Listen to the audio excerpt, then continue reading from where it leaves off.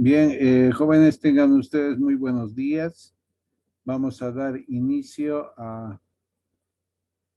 al tema de electrofísica, que es el primer bolo de la materia, y indicándoles que electro viene de electricidad y física de la transformación que tiene la materia. Es así que, por ejemplo, podemos ver que el contacto de la diferencia de potencial entre dos nubes nos van a dar lo que es el rayo, ¿no? Y que va a ser una descarga de electricidad, de energía eléctrica sobre una determinada zona. Lo mismo, acá vemos esta bombilla donde hay una emisión de la luz por un flujo de electrones que van a provocar aquello.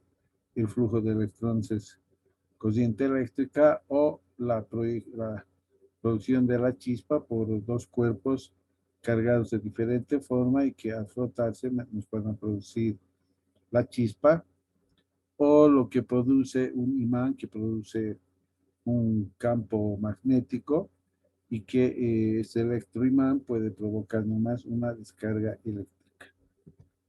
Entonces, la electricidad va a tener varias aplicaciones teóricas, y en su historia empiezan con conocimiento empírico hasta lograr hoy en día avances científicos muy significativos en lo que es la electromedicina, y que nos está dando una serie de potencialidades, ¿no?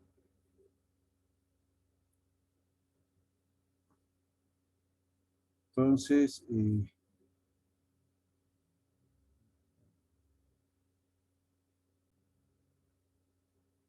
disculpa, pero he visto si se está grabando, no se está grabando.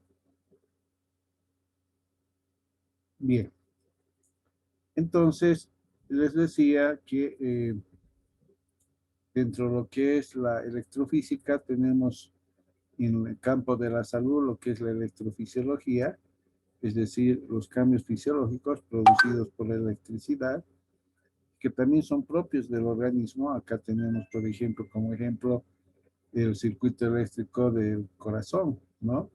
Que es todo, actúa independientemente a partir del nódulo sinusal. O la neurofisiología, que está en función a la actividad motriz que tiene un determinado músculo y que puede ser cuantificado por una electromiografía. En el caso del corazón, en lo que es la electrofisiología, tenemos el electrocardiograma, ¿no? Y por último tenemos la electroterapia, donde terapia es tratamiento, por acción de la corriente eléctrica, que nos va a dar como una finalidad el manejo terapéutico y adecuado de un determinado paciente. Entonces van a existir fenómenos electrofísicos, ¿no? Que están dados por efectos fisiológicos que están producidos por la corriente eléctrica, que se producen en un campo eléctrico de aplicación sobre el organismo y que nos van a dar un efecto terapéutico bien producido. Entonces, como definición, vamos a decir que la electrofísica es el estudio de las propiedades y acciones de las cargas eléctricas que se presentan entre dos electrodos que van a conformar un campo eléctrico.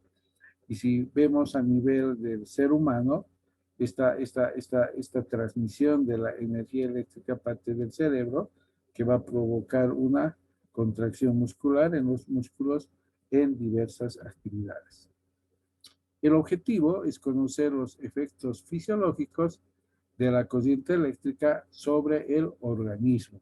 Vale decir que la aplicación de corriente eléctrica van a producir cambios en la fisiología, en el funcionamiento del ser humano, que van a proceder a dar un completo bienestar al paciente. Y vamos a hablar de las nociones fundamentales de la electricidad, ¿no? Entonces vamos a plantear que la energía es una energía ¿no? Esta energía, no sé, ustedes saben, la energía no se crea ni se destruye. Puede cambiar, puede cambiarse de energía eléctrica, energía mecánica, energía lumínica, etcétera, pero nunca se destruye. Pero en el caso de la electricidad, que es una forma de energía, esta energía que se manifiesta y que se presenta tiene un don, diremos así, porque no depende de la gravedad, es decir, que vence a la gravedad, ¿no? Tiene tal fuerza la energía eléctrica que no le interesa la gravedad. Así ustedes pueden ver, ahorita vean su techo, el foco que está encendido, está venciendo la gravedad sin mayor problema por ese flujo de electrones que se produce, que viene a ser la corriente eléctrica. Entonces, esta energía eléctrica actúa en la materia y la materia se divide en cuerpos simples y cuerpos compuestos. Cuerpos simples son aquellos que que en su composición tienen una sola clase de sustancia o clase de materia, ¿no? Que puede ser, por ejemplo, el hidrógeno, el oxígeno, el azufre, el mercurio, el helio, el oro, etcétera, que son simples moléculas o partículas que van a conformar un cuerpo simple. Y luego tenemos los cuerpos compuestos que se llaman compuestos porque en su composición tienen varias sustancias o varias clases de materia. Estos cuerpos compuestos tenemos, por ejemplo, el dióxido de carbono, que me llame más un ratito, ya es el Robert seguro. En una media hora yo lo voy a llamar. Tenemos el dióxido de carbono, tenemos el agua, que está compuesto por 2 moléculas de hidrógeno y una de oxígeno, ¿no? El anhídrido carbónico está compuesto por una molécula de carbono y 2 de oxígeno, por 2 átomos de oxígeno, y así, ¿no? O el amoníaco, 3 átomos de hidrógeno y 1 de nitrógeno, ¿no? Y así podremos nombrar también el butano, 4 átomos de carbono y 10 de hidrógeno. Y así se pueden ir viendo, podríamos ir viendo cuerpos compuestos. Y vamos a lo que es la estructura de la materia. La estructura de la materia empieza con Dalton, que es el que habla en el siglo XX, y él indica que la materia está formada por moléculas y estas a su vez por átomos, ¿no? Y que el átomo es la unidad indivisible de la materia. Entonces, estos átomos a su vez son los que van a ir a componer la parte fundamental de la materia. Entonces, aquí podemos ver, materia está compuesto por partículas, estas por moléculas y las moléculas por átomos, ¿no? Y vemos que el estado de los cuerpos tiene 3 estados. Uno que es sólido, donde los átomos están cohesionados, bien cohesionados entre sí, y que van a adquirir una forma propia, como estamos observando, que más o menos tiene la forma de un cubo. El estado líquido, donde los átomos están no tan cohesionados, están más desordenados y que no tienen la posibilidad de tener una forma, ¿no? Que la forma que van a tener el estado líquido va a depender mucho del lugar o el recipiente que los contiene. Y el estado gaseoso, donde los átomos están totalmente dispersos, no hay ninguna cohesión, por lo tanto no tienen, tampoco tienen forma, sino que adoptan la forma o están dentro de un recipiente en forma muy desordenada y con un gran movimiento, ¿no? Entonces, acá podemos ver el estado gaseoso, ¿no? Átomos que están muy desordenados, no hay cohesión. El estado líquido hay un poco más de cohesión, pero no tienen forma. Y el estado sólido, que sí están cohesionados y van a adquirir una propia forma. El estado sólido se divide en cristalino, amorfo y coloidal. Cristalino es el verdadero estado sólido porque adquiere una forma bien determinada, ejemplo el azúcar, el sal. El sólido amorfo, la cohesión y la distribución molecular es irregular, no es tan homogénea y así tenemos el vidrio y el asfalto. Y el estado sólido coloidal no existe una estructura irregular, o sea, su estructura es muy cambiante. Así tenemos el plasma y el citoplasma, ¿no? Aquí podemos ver moléculas bien conformadas, que es azúcar, ¿no?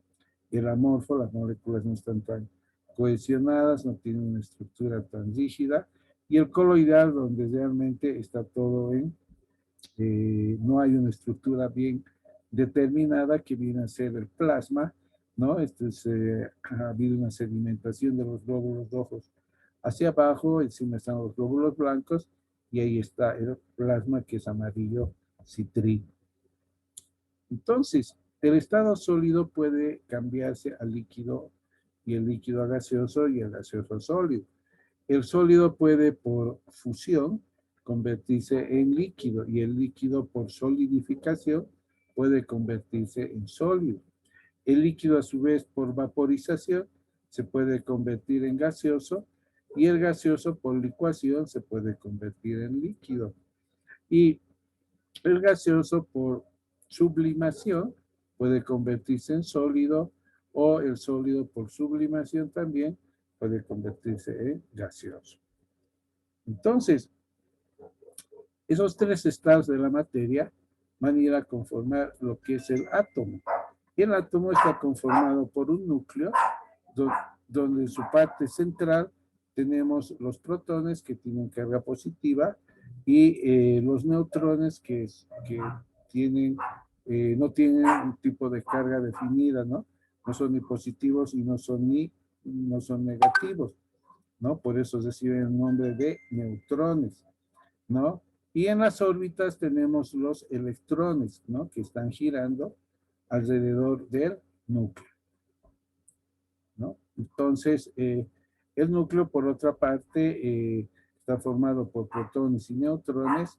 Va a tener el 99.5% del peso del átomo, mientras que las órbitas, donde están los electrones, tienen un peso de 0.5%. ¿Cuáles son las leyes de Dalton? Dalton tiene dos leyes. Una primera ley, que es la ley de las proporciones definidas, que indica que cuando dos elementos se combinan químicamente, van a formar un compuesto, y que las cantidades relativas de estos elementos guardan una proporción que es constante y definida, ¿no? Así, por ejemplo, tenemos que el agua, ¿no?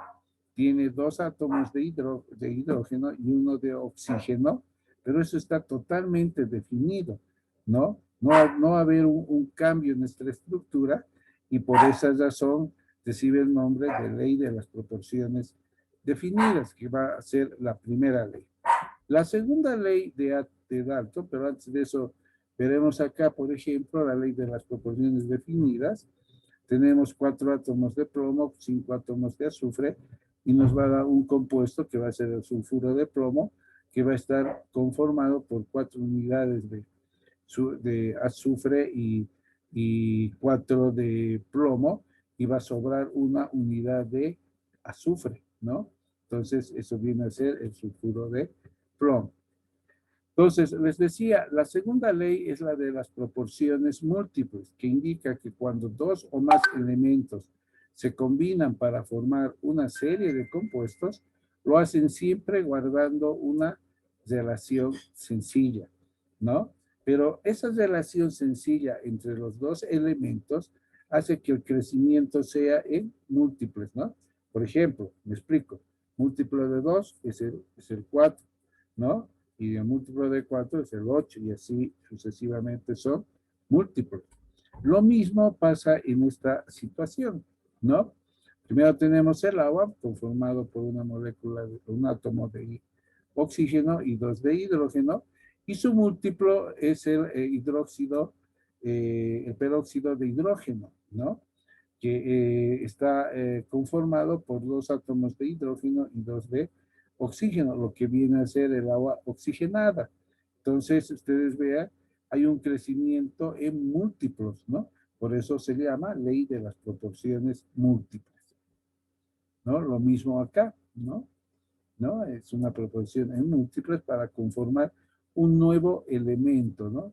Que se va dando en la relación y combinación de sus átomos. Entonces, él es Federico Sodi, quien descubre y da que el criterio de que el átomo tiene una imagen muy similar al sistema planetario, donde el núcleo vendría a ser el Sol y en las órbitas están los 9 planetas que tiene el sistema solar. Entonces, a partir de ese concepto, se va conformando lo que es el número atómico y el peso atómico. El número atómico corresponde, indica que el número de protones es igual al número de electrones, ¿no? Entonces, que eso en este caso del sodio va a ser 11. Mientras que el peso atómico o número másico es la suma de protones y neutrones. Y esto viene, ¿por qué? Porque hemos dicho que el núcleo tiene un peso del 99.5%, ¿no? Entonces, esa sumatoria conforma el número másico o peso atómico, ¿no? Entonces, acá el peso atómico, que está dado por la sumatoria de protones más neutrones, y el número atómico, que es el número de protones, que es igual al número de electrones. ¿Qué es un isótomo? Un isótopo es un átomo del mismo elemento con igual número atómico, pero distinta masa. Entonces, si varía la masa, va a tener un distinto peso, ¿no? Por lo tanto, lo que va a variar es el número de neutrones. Los isótopos fueron descubiertos por Federico Sodi, que es este señor que lo vemos acá, en 1912, donde iso significa igual y topos lugar. Igual lugar en la escala de elementos. Aquí, por ejemplo, tenemos el carbono 12, donde existen 6 neutrones, el carbono 13, donde hay 7 neutrones, ¿no? Y la misma cantidad de carbono, y el carbono 14, donde hay 8 neutrones, ¿no? Y vean, los carbones siguen siendo 6, ¿no? Entonces, va variando, ¿no? Entonces, por esa razón es que un isótopo va a tener casi la misma función que el átomo original, pero por esa variación de los neutrones va a cambiar en algo su función. ¿Y qué es un ión? Un ión no es nada más que un átomo con cargado eléctricamente. Por ejemplo, un ión es el sodio, que tiene una carga positiva, el hidrógeno que tiene carga positiva, el oxígeno que tiene una carga negativa, ¿no? El cloro también tiene una carga negativa. Entonces, estos son átomos que siempre van a tener y van a estar cargados eléctricamente. Entonces, vamos a tener el criterio que el número de electrones no va a ser el mismo que el de protones, ¿no? Porque un ion nunca va a ser eléctricamente neutro. Siempre va a tener una determinada carga, ya sea positiva o negativa. Entonces, el ion con carga positiva es aquel átomo que ha perdido uno o más electrones, ¿no? Mientras que el ion con carga negativa es aquel átomo que ha ganado uno más electrones. Este ion con carga positiva que ha perdido un electrón recibe el nombre de cationes, ¿no? ¿No? Son cationes. ¿Y por qué son cationes?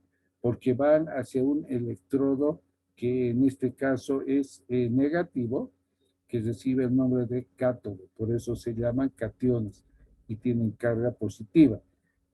Siempre el cation va a tener una carga diferente hacia el electrodo que se dirige. Entonces el cation va a tener carga positiva y va a ir al cátodo, que es el electrodo que tiene carga negativa. Esto por la ley fundamental de electrofísica, que indica que dos cuerpos con la misma carga se repelen. Dos cuerpos con diferente carga se atraen, ¿no? Mientras que los iones que tienen carga negativa reciben el nombre de aniones. ¿Por qué razón?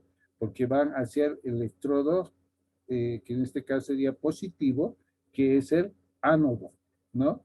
Entonces, por esa ley fundamental de electrofísica, estos iones con carga negativa, que son los aniones, se van a ir hacia el ánodo. Entonces, tenemos también los radicales básicos, ¿no? Los hidróxidos y los metales que forman iones. Los radicales ácidos van a formar iones con carga negativa. Entonces, tenemos dos electrodos, ¿no? Un electrodo que es el ánodo y otro electrodo que es el cátodo, que está sumergido en una cubeta que está con una solución eléctrica que está con electrolitos. Como ustedes pueden ver, los iones con carga positiva están yendo hacia el cátodo, ¿no? Que el cátodo tiene carga negativa. Los iones con carga negativa están yendo al ánodo que tiene carga positiva. Y así se produce una separación iónica. Luego tenemos la molécula, que es una estructura de mayor tamaño que está ordenada de átomos, ¿no? Y esta molécula puede haber las moléculas simples o las moléculas complejas. Las moléculas simples, así como la sal, el agua, el anhídrido carbónico, ¿no? Y que están formados por dos iones. Y las complejas, que son las vitaminas, que están conformados por varios iones, ¿no? Que van a conformar. Aquí, por ejemplo, tenemos lo que es la vitamina C, ¿no? Entonces, aquí tenemos una molécula simple, que es el agua, ¿no? Y una molécula compleja, que vendría a ser una vitamina, que tiene mayor cantidad de iones. ¿Y qué es la corriente eléctrica? La corriente eléctrica no es nada más que el flujo de electrones por un conductor, que van a ir de un polo hacia el otro polo, ¿no? Entonces, cuando ese flujo es estimulado por una diferencia de potencial o por un voltaje, los electrones van de un polo hacia el otro polo. Ahora, aquí viene algo que es la teoría electrónica, donde un electrodo negativo puede ceder sus electrones a un electrodo positivo, ¿no? Pero como estos electrones que son negativos llegan al electrodo positivo, este electrodo, por la llegada de estos electrones, se va a volver negativo. Y este electrodo que en un principio era positivo, como está cediendo electrones, se va a volver positivo. ¿Por qué? Porque está perdiendo electrones, ¿no? Y aquí podemos ver, vean, cómo el flujo de electrones está yendo por la diferencia de potencial de un cuerpo, de un electrodo negativo hacia un electrodo positivo, ¿no? Entonces va, ¿quién produce la diferencia de potencial, esa fuerza, el voltaje que también se llama? Un generador que hace que los electrones vayan de este electrodo al otro electrodo. Entonces, con el tiempo, ¿qué es lo que va a pasar? Que este electrodo positivo, como llegan electrones, se va a negativizar. Y este electrodo que era negativo se va a volver más bien positivo porque va a ceder sus iones. Entonces, para la producción de la electricidad había varias teorías. Una era la teoría del fluido, otra la teoría electromagnética y la teoría electrónica. La teoría del fluido indica que la electricidad era un fluido invisible y carente de peso y que estaba presente en todos los objetos, pero que podía ser alterado, tenía esa capacidad de ser alterado.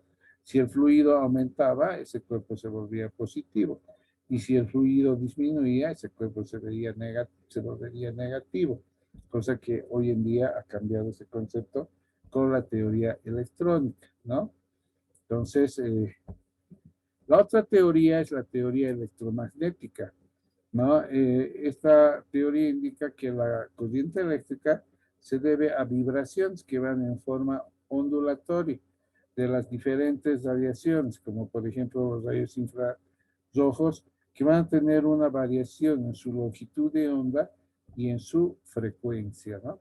Y que van a pasar por todo el espectro de la luz para cambiar esa forma, ¿no?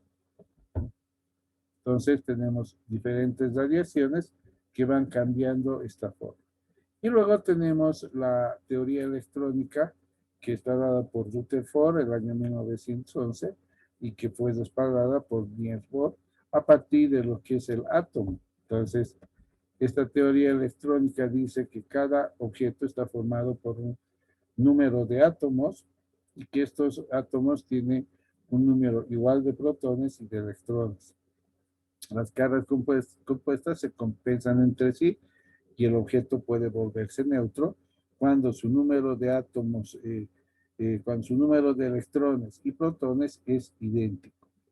Pero esto nunca va a suceder porque un cuerpo va a cambiar de acuerdo a la cantidad de cargas que pueda tener.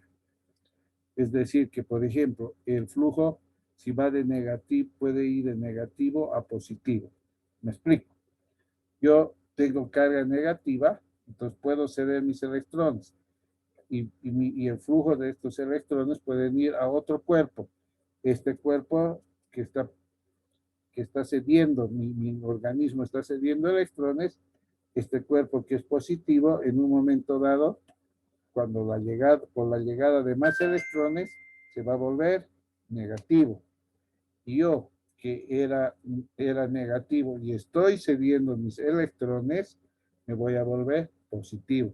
Entonces, va cambiando la dinámica de acuerdo a la migración de las cargas. Ahora, un cuerpo eléctricamente negativo tiene la capacidad de poder ceder con mayor facilidad sus electrones a otro cuerpo, ¿no? Un cuerpo cargado con carga positiva tiene la capacidad de recibir esos electrones, ¿no? De recibirlos sin mayor problema y así sucesivamente. Ahora, la corriente eléctrica puede producirse por un cambio de energía. Es decir, la energía mecánica se puede convertir en energía eléctrica, la calórica igual, la solar y la magnética. Entonces, la energía mecánica, ¿por qué se llama mecánica? Porque se produce a través de la fricción, lo que estamos viendo en nuestra diapositiva. La fricción de este palito con esto está haciendo que se pueda producir un efecto que se va a traducir en la chispa y se produzca, esa chispa es una forma de corriente electrostática. Lo mismo acá el globo, ¿no? Nosotros frotamos con nuestra chompa y después se causa un sentido de electrificación de nuestros cabellos. O lo que pasa, ¿no? Cuando tenemos una blusa que tiene compuesta por material sintético y nos sacamos en la noche, empieza a haber una serie de chispas que se produce por el frotamiento. Quiere decir que a través de esa energía mecánica que está produciéndose el frotamiento, se está generando corriente eléctrica que viene a ser la chispa. Luego tenemos la energía calórica, es la conversión del calor, ¿no? En electricidad, ¿no? El calor puede estar dado por la luz solar, por ejemplo, y que convierte ese cambio de la energía calórica se va a convertir en energía eléctrica, ¿no? Eso sucede en el par termoeléctrico, ¿no? O también en la célula fotoeléctrica, donde llega la energía solar, ¿no? Que produce calor y se convierte en energía eléctrica y puede, por ejemplo, calentar el agua, ¿no? Hay varios generadores solares que hacen ese intercambio. La energía magnética que está dada por la transformación electromagnética de dos imanes que conforman un campo electromagnético y me pueden generar corriente eléctrica. Aquí tenemos dos imanes uno con el norte, otro con el sur, generan una diferencia de potencial y me van a generar corriente eléctrica, ¿no? Y el ejemplo más claro de esto es el dínamo. Ahora, también existen efectos de la corriente eléctrica, ¿no? Donde va a haber un efecto calórico, un efecto magnético, un efecto electrodinámico, luminoso, efecto químico y un efecto nuevamente mecánico, ¿no? ¿En qué consiste el efecto calórico? Es que la corriente eléctrica me puede producir calor. Y esto generalmente pasa con equipos o con corrientes de alta frecuencia como la onda corta y el ultrasonido que me generan calor, ¿no? Desde aquí está pasando la corriente eléctrica y a nivel de los electrodos capacitativos se está generando calor. Acá a nivel del cabezal, el ultrasonido que viene por corriente eléctrica puede transformarse en calor, ¿no? Entonces, es ese cambio. El efecto magnético, la corriente eléctrica puede producir un campo electromagnético. Por ejemplo, acá hay una bobina que hay un electroimán y que está produciendo un campo magnético, ¿no? Que me está produciendo magnetismo con los efectos fisiológicos a nivel, en este caso, de región abdominal, columna, y aquí a nivel del hombro. Efecto electrodinámico. La corriente eléctrica produce movimiento a nivel de determinados cuerpos, ¿no? Entonces, ese movimiento se traduce en la contracción muscular. Nosotros aplicamos electrodos, ¿no? Y entre estos dos electrodos, esta parte del músculo paravertebral puede producirse contracción muscular, ¿no? Y esto se produce generalmente con las corrientes estimulantes. El efecto luminoso es cuando la corriente eléctrica puede producirme luz y es el láser más que todo, ¿no? Aquí, a partir del átomo, se va a generar una luz que va a estar con una energía, intercambio de energía eléctrica en energía lumínica y que va a producir sus efectos terapéuticos, ¿no? Ahí nace el láser quirúrgico y el láser de aplicación médica, ¿no? Que me va a dar cambios en la fisiología de la persona. Luego, el efecto químico. La corriente eléctrica puede disociar los iones, ¿no? O moléculas, ¿no? Por ejemplo, del agua. Entonces hay una disociación de iones por efecto de la corriente, en este caso corriente galvánica. Esa disociación de iones, que estos iones penetren al organismo, recibe el nombre de iontoforesis, ¿no? Entonces, así por ejemplo, nosotros aplicamos una solución, por ejemplo, el diclofenaco. Pasa la corriente eléctrica y ese diclofenaco se va a disociar en iones. Y esos iones van a penetrar al organismo y van a producir su efecto farmacológico y además van a producir el efecto de la corriente. ¿Por qué se están disociando esos iones? Por la acción de la corriente galvánica sobre ese fármaco que viene a ser el diclofenaco, ¿no? Entonces, el efecto mecánico es otro efecto, donde la corriente eléctrica puede transformarse en energía mecánica que viene a ser el ultrasonido. ¿Y dónde se transforma? En el cabezal.